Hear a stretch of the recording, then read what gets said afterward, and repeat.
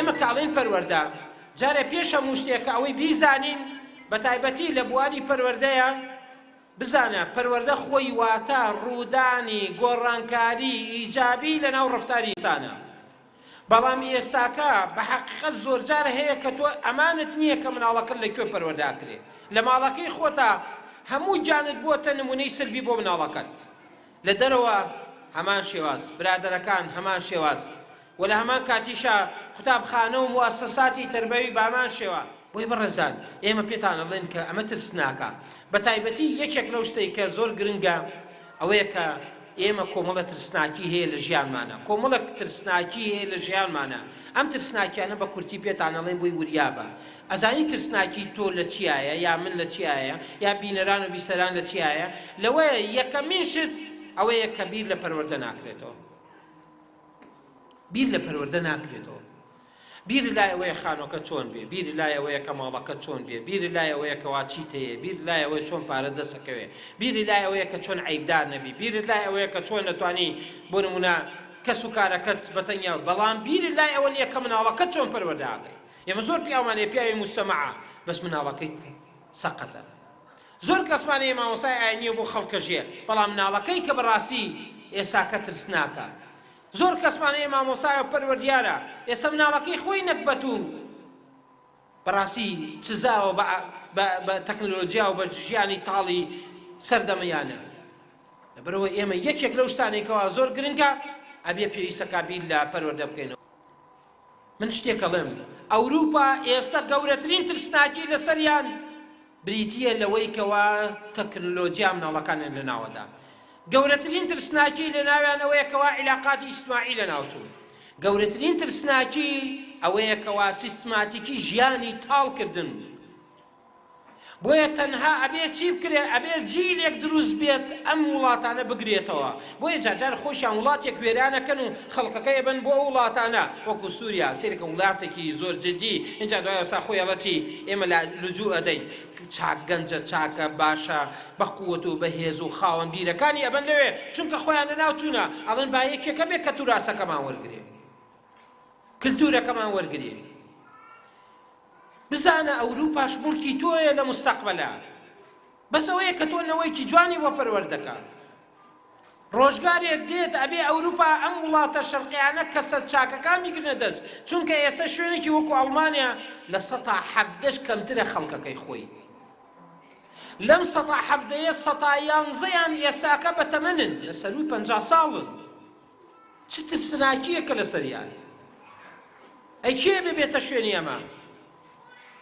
بایم بزانین ئێوە کێن ئەو مناڵەی کە هاتە میلادگری سەقافەت و کلتوری ئەم دنیایەیە کاتێک کە سەقەتیەکەی بزانە کە تۆم میلادگر لە ناوەدەی میلادگری حەقیقی کە ئەگەر تۆ بڕوات بە دینە ئەگەر بڕوات بە ئینسانیەتە ئەبێ بزانی مناڵێکی جوانی بۆ پەروەردەکەی گەورەتر لەوە بیرکەرەوە تەنیا مناڵەکە وەڵا باشە ئەخوێنێ یا وڵا چییە ئێمە زۆر جارێ دایک و باوکێک دێ شانەزی بە مناڵەکەیەکە وەڵا کاکتر ئەم منە زیرەکە ئەو مۆبایلی بیتە دەسەوە هەڵاو دیوێکە ئێوە نەخۆشیە باوکە گیانە ئەوە نەخۆشیە کە تۆ لە مناڵەکە تا دروستە بێت یا بۆ نمونە ئەڵەچی وەڵا ئەوە جوان ABCD فێر بووە لە عمری 2 ساڵیە ئێوە نەخۆشیە مناڵ نابێ فێرێمانەکرێ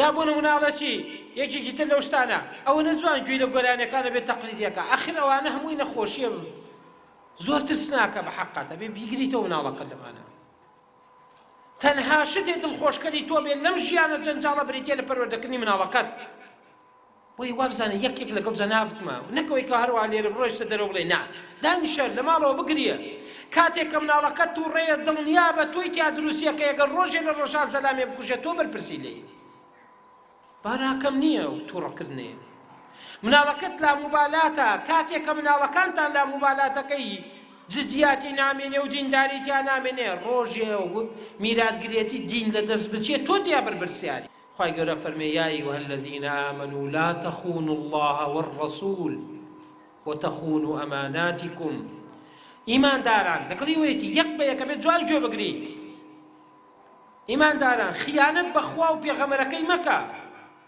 ها یعنی ئیماندار خیانەتەکا بە پێغەمبەر خیانەتەکا بەخوا بەڵێ خیانەتەکە لەگەڵیشا فەرمەچی عولەماکان باسیەوەکەن ئەو عیبادەتەی لەسەرتە وریابە کە بۆ نمونە ئەبێ بە جوانی بیکەی ئینجا خیانەت بەخوا نەکردو.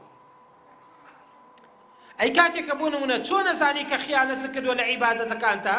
پێغەمبەری خوا عەلەیهی سەڵات وسەلام نەسی حەدیثەکە بەو شێوازە فەرمێ هەر کەسێ ئیطاعەی نوێژی نەکرد لا سەلاتە لەه، نوێژی نەکردووە، نوێژی بۆ نییە، نوێژی قبوڵ نییە. ئەی ئیطاعەکردنی نوێژ چییە؟ تەنها عن الفەحشاء والمونکەر، یەک قسەی زیادە بکەی لەگەڵ نوێژەکەتا ناگونجێ. جوان تێگەن لەمە قسەی زیاد، فەحشی قسە، سەرسەرەیی زۆر زۆر قسەکردن لەگەڵ نوێژتا ناگونجێ. کە ئەمە لەگەڵ نوێژەکەتا نەگونجا غەیبەتکردن ناگونجێ. اینجا وەرە ئەمە ترسناک بێ، ئەی هاتووە ئەگەر هاتوو تۆ بۆم نەب تەربیەتی مناڵەکەت وریای نەبی. کەواتە نوێژی قبوڵە؟ خۆ بڵێ ئەگەر خیانەت کردووە بە تەربیەتی مناڵەکەتیان نا. اینجا خوای گەورە تاکید دەکاتەوە لەگەڵ ئەوەیە ئەفەرمێ وەتەخونوا ئەماناتیکم، ئەمانەتی ئەو ئەمانەتەی لەسەر شانتانە، ئەو ئەمانەتەی لەسەر شانتانە کە ئەبێت جوان بزانی، جوان وریای بی لەبەرەوەی کەوا خوای گەورە محاسەبەتەکە لەسەرەوە لەگەڵ خوا و پێغەمبەرە دایناوە. اینجا خۆشی لە عولەماکانە ئەفەرمێ هەر شتێ لەسەر تۆ بوو بیکەی وەک خۆی نەتکرد ئەمە خیانەتە بە ئەمانەت. پەروەردە تۆ باوکی ئەبێ وەک پەروەردە، دایکی ئەبێ وەک پەروەردە لەسەر تەوایانە. ئەمانەتەکەت نەکەی، مامۆسای ئەمانەتەکەت نەکرد، کاسبکاری جوان نەتکرد، دەسڕەنجینی و ئیشکەری کرێکاری جوان وەکو خۆی نەتکرد، بزانە تۆ خیانەتت بەخوا و پێغەمبەر کرد لەگەڵ یەکا باس کراوە. چونکە دینەمانە قبوڵ ناکە، هەمووی بەیەکەوەیە.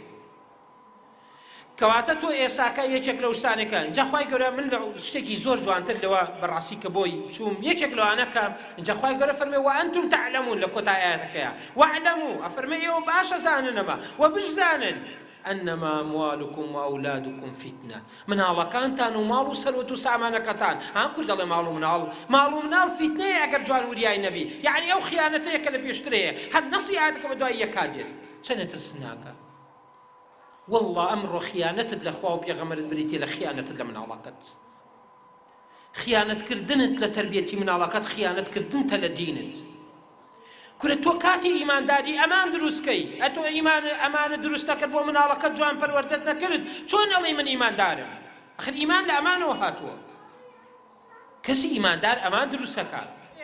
من سەلیم المسلمون من لیسانی ویدی، مسلمان لە دەست و زمانی ئەمین بێ. واتە تۆ کە مناڵەکەت لێت ئەمین نەبێ ئیتر ئیسلامەتی چییە؟ خاڵێکی دووەم لە ترسناکیەکان ئەمە پەژارەی پەروەردەت نەبێ ئاوا ترسناکە. پەژارەی پەروەردە لە نزمترین پەژارەکانە. واتە تۆ ئێستا هەمومی پەروەردەکردنی مناڵت لە نزیکترین هەمومەکانە. یەک دەدەقەیە برسی و بێ سەیرەکە چیەکەی؟ ئافرەت چییە لە ماڵە؟ وایان نە. یان یەک تۆزە سەرماو بێ یەکسەر چیەکەی؟ پەژارەی حاجەتێک لە حاجەتەکان یەکسەر ئەڵێ چی؟ ئەرێ ئەو زۆپایە داگیرسێنە. تینی بێ یەکسەری ئەگەر شەڕێنەکەی ئەڵێ ئەرێەوە بوو بیر ناکەنەوە ڕێ بۆ ئاوێ شتێ نایەنن وایان نە. ئەی تخوا قەت بۆ نمونە وا بوو خۆ تێکداوە بۆ تەربیەت. ئەی ڕۆژە دانیشتووی لەگەڵ خێزانەکەتا دابنیشی بڵێ ئەرێ ئافرەت ئێمە مناڵەکەمان هەستەکەی پەروەردەیە جوانمان کردووە. ئەکە دەنگێ بەرزەکاتەوە هەستەکەی کە تۆ بۆ نمونە هۆکاری تایە. ئیبداعمانەیە لەگەڵ ئیبتیکارمانەیە. ئیبداع لەگەڵ ئیبتیکار. ئیبتیکار ئەو شتەیە کە ئینسانێ پێشووتر نەیکردەوە دایەهێنێ. ئەم هەموو زانایانی زوو هەموویان ئیبتیکاریان کرد. بەڵام ئیبداع چییە؟ لە کۆمەڵە شتێتر دروستەکەی بێتە ئیبداع. ئێستا کۆمەڵە خەڵکی زاناکانی ئێستا علمی ئێستا هەمووی لە ئیبداعەیە، لە ئیبتیکارە نییە. بەڵام هیچ عولەمایە لە عولەماکان بە تەکنۆلۆژیا فێر نەکراوە.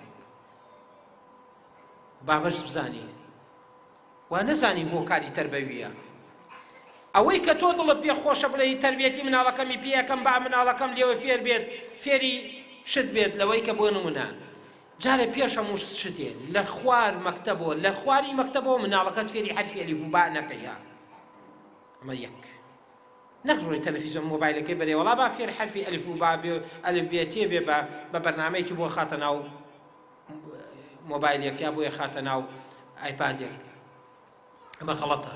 چونکە هەر پیتێک هەفتەیەکی پێویستە بۆی فێرکرێ مامۆسایەک هەفتە پیتێکی پێڵێ ئەم مناڵەشە لە ڕێوە ئەیزانێ ئیتر چیە بێ ئەجوڵێ اینجا ئێستا مامۆسای ئێستاگەش تۆزەکەم تەحمل لە 4 جا پێیەکیشە بەزوو جوڵێ ئەو وەختە شخصێتی تێکەدێ ئێمە وەڵا فێر حرفکرد شخصت تێکدا شخصێتی تێکدا ئەبانی نییە وریابە یەکێکی تر لەو شتانێک کە مناڵەکەت پەروەردە ئاکەی ئاگاداری شتێک بە کە زۆر گرنگە تەکنۆلۆجیا وەسائلی مساعدە بەڵام بە هەزاران یعنی بە هەزاران ترسناکیەوە شروطی هەیە ئێساکە لە پۆلێک ئەنواعی تەکنۆلۆجیا بێنە مناڵ هەر ئاگای لە دەرس نامێنێ اینجا تۆ ئەو وەسایلەیە دەیتێ دواتر بۆ نمونە ئەبێ بزانین چەند سەعات چەند کات چۆن بێ داهیمانە زۆر ترسناکە گەر وەکو خۆی وریای نەبن ترسناکترین شتەوەیە کە ترسناکیەکان ناناسین ترسناکیەکان بەڕێزان نەزانین بە سروشتی پێداویستیەکان نازانین ئەمڕۆ مناڵ چیەوێ ئەزای مناڵ چیەوێ یەکەم شت چیەوێ مناڵەکەت فێر سۆزداری کە خۆشەویستی بەرێ لە ئامێزی گرا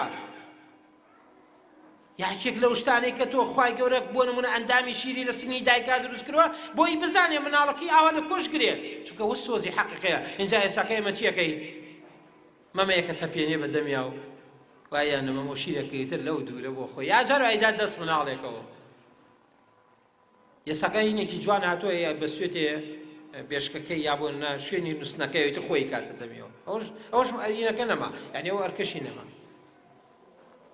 بە زۆر ترس ناکەم حاڵەتە ئێمە پەروەردەی مناڵی سەرکەی پەروەردەی سۆزەوەیە بەڕێزان بە مناڵەکەت مەڵێ وا بکە وا مەکە خۆت کەسایەتێکی جوان لە خۆت دروستکە و سۆزێکی جوانی بەرێ مناڵەکەت لە داهاتوە کوتووە بێ حەقت نەبێتە خۆی پەروەردە وەرەگرێ ئەو زۆر گرنگە دایک و باوک بەڕاستی ئێستا عالی بوونە هەستیارێکی ڕۆبۆرتیانەیە کێشەیەک لە مناڵەکەشیا هەبێت ڕاچیەکە هەوڵەدا کەس نەزانێ یا باسی نەکا یا خۆی لە کوێرەکە زۆر جارێ دایکەکەڵێ ئەرێ پیاوەکە مناڵەکەم گەیشتە 2 ساڵ قسە ناکە دەخۆی فێرە بێ باوکشم وا بوو باپیرە کوورە باوکم هێساکە سەردەمیەوە نەماوە ئەخە دکتۆر بابی بە بۆ لای دکتۆرێ نانە پێویست ناکە یای بە بۆ لای دکتۆرێکیش پێتەڵە چی تێکە بە مناڵی کە تێکە بە مناڵی کوێ لە حەزان یە حەزانەکە مناڵێکی چاک و دایکێکی باشێ و ناگەیشتە حەزانە مناڵ چی تێکەڵکەی لە حەزانەیە دادەیەک 5 مناڵی لەلای هەفریان ناکەوێت چواریان نەخەوێندێ و دوانێن مۆبایلی پێدرێ و یەکێکیان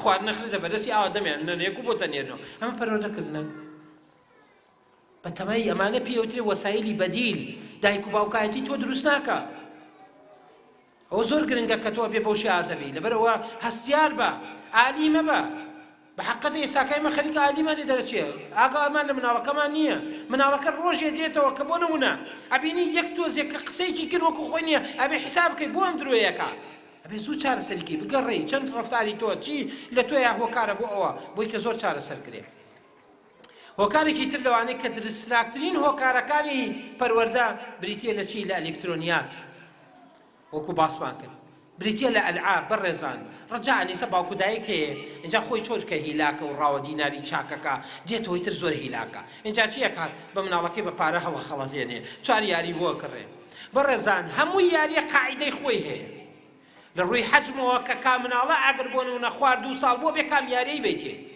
هیچ یاریەک نابێ بدرێتە مناڵێک کە بۆ نمونە 4 سنتیم بە 4 سنتیم بە 4 سنتیم یاتە سێدوریە بێ وەکو مکعبێکی ئەوانەیە ساکە بۆ نمونە ئێرە 4 بێ ئێرە 4 بێ بەم شێوازە ئێرە 4 بێ ئێرە 4 بێ ئێرە 4 بێ اینجا توانی بۆی نەچێتە دەمێەوە مناڵی خوار 2 ساڵە بێ لە عابەی چووکی نەدەیتێ ئەمە ئاوە دەنراوە ئەبێ کام لەون بێ ئەبێ کام لە عابە بێ اینجا چەند دەقە پێوەی بێ چەند دەقە نەموتۆ چەند سەعاتە وریابە هیچ یاریەک نابێ لە چارەکێ زیاتر بخایەنێ لای مناڵ چکە دوای خۆی پێوەگرێ ترسناکە بێ خاصەتەن ئەلعابی میکانۆ ئەوانە ئەمڕۆ ئێستا دنیا بۆتە دنیای خەیاڵ اینجا میکانۆی زۆر و جۆرا و جۆر شەریکات دروستیەکە بەڕێزان چەند حەقایقەکەت پێڵم لەسەر علمیە وەریای ئەمانە بە هیچ لەعابەیەکمان نییە تربەوی بێ ئێستاکە لە کوردستانە لەبەرەوەی هیچیان دیراساتی تربەوی لە پشتیەوە نییە تەنیا شەریکات دروستی کردووە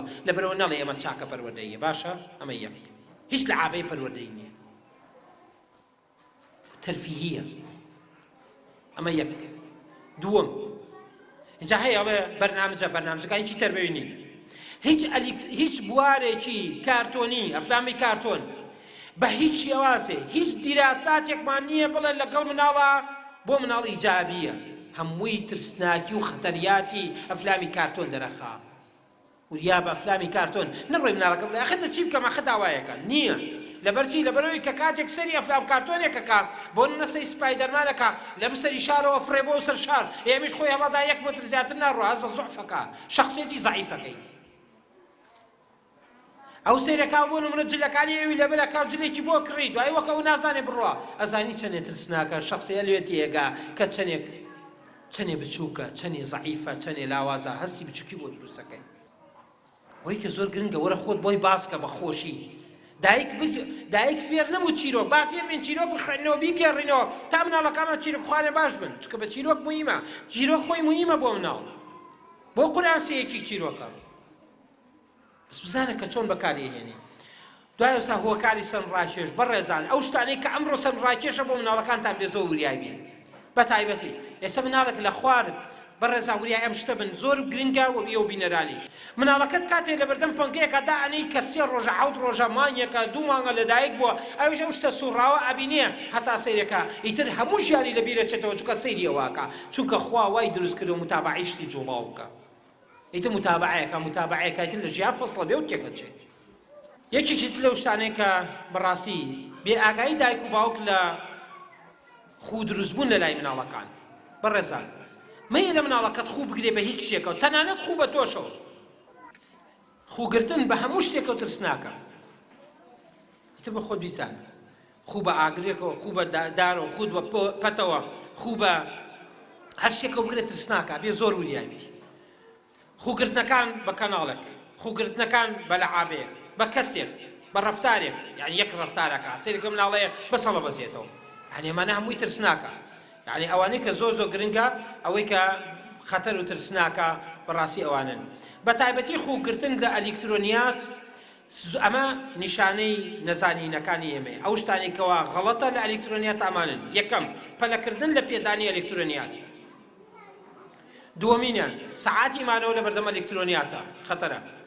سێم ئەنیمیشن و کارتۆن، فلیمی کارتۆنی بە هەموو شێوازێک خەتەرە. بابەتی یاری بە ئەلیکترۆنیات وەکوانەی کەوا بە تایبەتی ئێساکە لە پۆبجی و چی وانە هەمووی ترسناکە. بەڕێزان بزانەکە ئەو بەکارهێنانی هەموو ئەوانە ترسناکیەکەی زۆر زیاترە لەوەی کەوا لە شتی ئاسایی. هەموو ئەوانە بە تایبەتی ئەو یاریانەی کە ئێستا لە ئەلیکترۆنیاتە بەڕێزان خوای گەورە کە باسی عەرەقەکە فەرمێ چی شەڕی زیاترە، یعنی خێریشی هەیە، بەڵام لەگەڵ ئەوەشا چی حرامی کردووە. ئەی ئەگەر هاتوو شتێک شەڕی زۆرتر بێ هەر شەڕ بێ هەمووی فلیمەکە خۆی شەڕە، باسی شەڕە، ئەتکاتە کارەکتەرێکی شەڕ مانەوە لە بەردەمیان شەڕە، تەبعی شەڕت بۆ دروستەکە.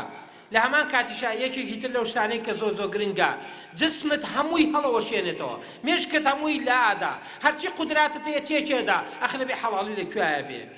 چا سەیری کە بەڕێزان توخوای سەیما ئایا هەمووتان نازانە ئەلیکترۆنیات خراپە؟ ئەی بۆ دوژمنایەتی ناکەی، بۆ دوژمنایەتی ناکەی، نەموتەوە بۆچی بە جوانی بەکاری نایەنی، دوژمنی بێ تا مناڵەکەت دۆستت بێ. ئەم قسەیە جوان لەبەرکە هەتا دوژمنی ئەلیکترۆنیات نەبی خۆت و عایلەت مناڵەکانت دۆستی تۆ نابێ. ئەم قسەیە جوان لەبەرکە وەکو مەقولەیە لە ژیان تەقڵی بکرە ئیسفادەی لێ.